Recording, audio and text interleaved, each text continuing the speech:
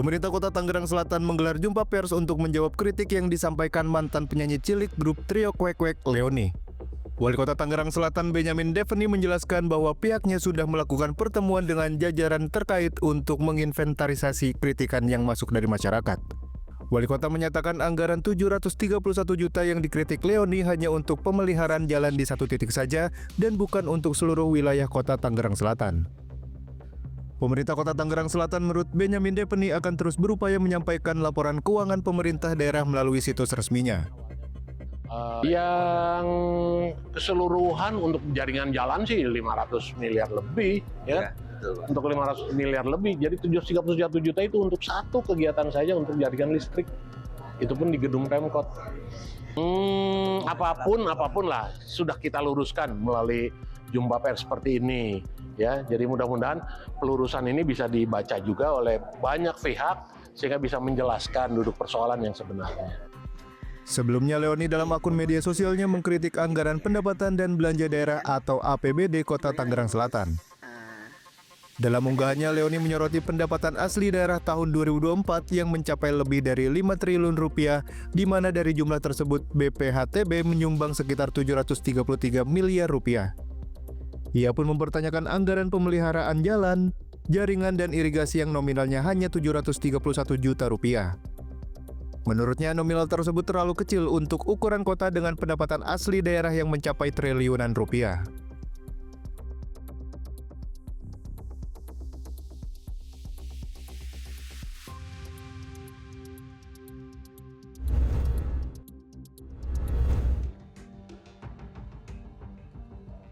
Mantan Menteri Pendidikan, Kebudayaan, Riset, dan Teknologi atau Mendikbudristekdikti Nadiem Makarim mengajukan gugatan pra-peradilan ke Pengadilan Negeri Jakarta Selatan.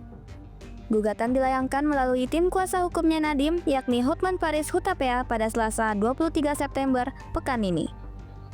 Gugatan ini diajukan usai Nadiem Makarim ditetapkan sebagai tersangka oleh Kejaksaan Agung pada 4 September lalu dalam kasus dugaan korupsi pengadaan laptop Chromebook. Menanggapi hal tersebut, Kapus Penkum Kejagung Anang Supriyatna menyampaikan pihaknya menghormati gugatan pra-peradilan yang diajukan Nadiem Makarim. Sampai saat ini, tim penyidik dari Gedung Bundar belum menerima rilis permohonan pra-peradilan dari yang bersangkutan. Namun demikian, itu merupakan suatu hak bagi tersangka dan penasihat hukumnya, dan ini juga diatur dalam ketentuan baik KUHP dan juga diperkuat juga oleh putusan MK tahun 2014 yang sebetulnya ini juga merupakan check balancing bagi kita sebagai aparat penegak hukum. Dalam kasus dugaan korupsi pengadaan laptop Chromebook ini, Nadiem diduga merugikan negara hingga 1,98 triliun rupiah. Ia pun kemudian dijerat pasal 2 ayat 1 atau pasal 3 junto pasal 18 Undang-Undang Pemberantasan Tindak Pidana Korupsi.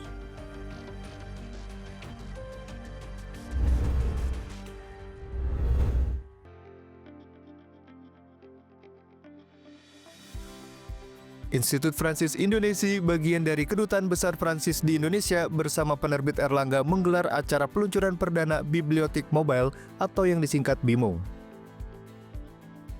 Sebuah program perpustakaan keliling yang menjadi bagian dari inisiatif literasi Institut Fransis Indonesia bertajuk Ayo Baca. BIMO is one of the event of the Ayo Baca program, which consists of a literacy prize for a book designed by students learning French. Then we have a mobile library, BIMO, to bring the books to the kids wherever they are in Indonesia.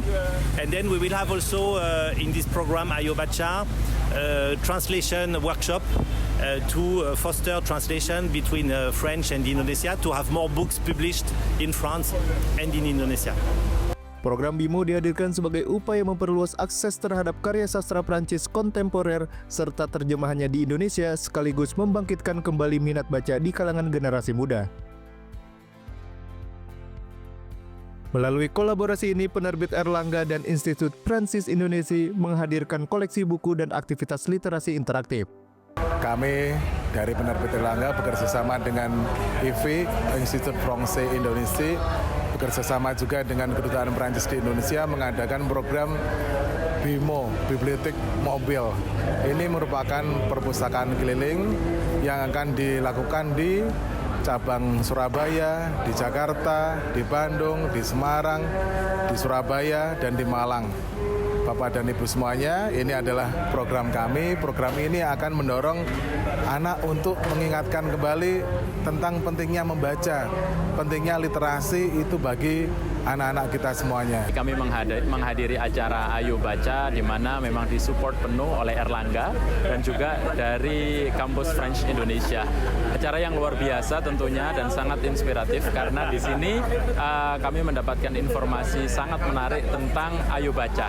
Jadi di mana nanti itu akan ada mobil yang akan membantu anak-anak dan memfasilitasi bacaan buku yang sangat baik sekali tentunya sehingga literasi nantinya di tempat kita di Indonesia itu akan meningkat.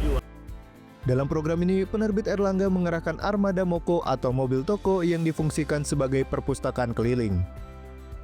Sementara itu, Institut Francis Indonesia menghadirkan fasilitator bahasa Prancis yang berpengalaman untuk membawakan budaya Prancis. Penerbit Erlangga dan Institut Francis Indonesia berharap bibliotek mobile atau BIMO ini dapat menciptakan ekosistem literasi yang lebih inklusif, membangun kedekatan generasi muda dengan buku, serta memperkuat jembatan budaya antara Indonesia dan Prancis melalui karya sastra. Dari Surabaya, Agung Mulyana memberitakan.